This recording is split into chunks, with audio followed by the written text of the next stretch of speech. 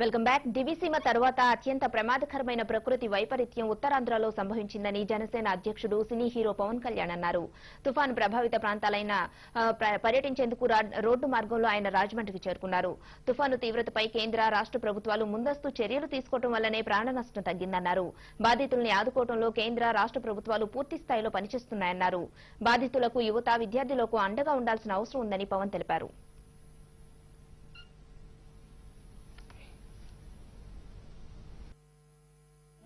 కానీ major problem మనకి ఇలాంటి న్యాచురల్ కెలామిటీ సమయంలో ఎక్కువగా బ్లాక్ మార్కెటింగ్ కానీ ఇవి కానీ పెరిగిపోతూ ఉంటాయి.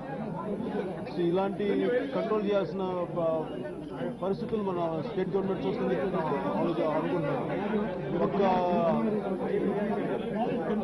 బడుగు వర్గాల కాలనీ, వెనుకబడిన వర్గాల కాలనీ కాకుండా ముఖ్యంగా ఈ మిడిల్ ఇన్కమ్ గ్రూప్ సొసైటీస్ కానీ అపార్ట్మెంట్స్ కానీ కూడా వాటి వైపు కూడా దృష్టి సారించాల్సిన నేను రాష్ట్ర ప్రభుత్వం కోరుకున్నాను. అదే నేను ఇప్పుడు వైజాగ్ వెళ్ళి నేను అదే ఒకసారి చూస్తాను, పరిస్థితులు చూసి దాని ప్రకారం వాటికి ఏమేమి చేయాలి, నా సైడ్ నుంచి ఏమని చెప్పాలంటే ముఖ్యమంత్రి గారు చెప్తాను. అలాగే అవసరమైతే కేంద్రంతో కూడా నేను అక్కడ కేంద్ర మంత్రులతో కూడా నేను మాట్లాడతాను. అవసరం లాస్ట్ టైం మోడీ గారికి అంత బలంగా పోయిన ఎలక్షన్స్ సపోర్ట్ చేయడానికి ముఖ్య కారణం ఆయన మాట మీద నిలబడే వ్యక్తి, ఆయన మనసున్న వ్యక్తి.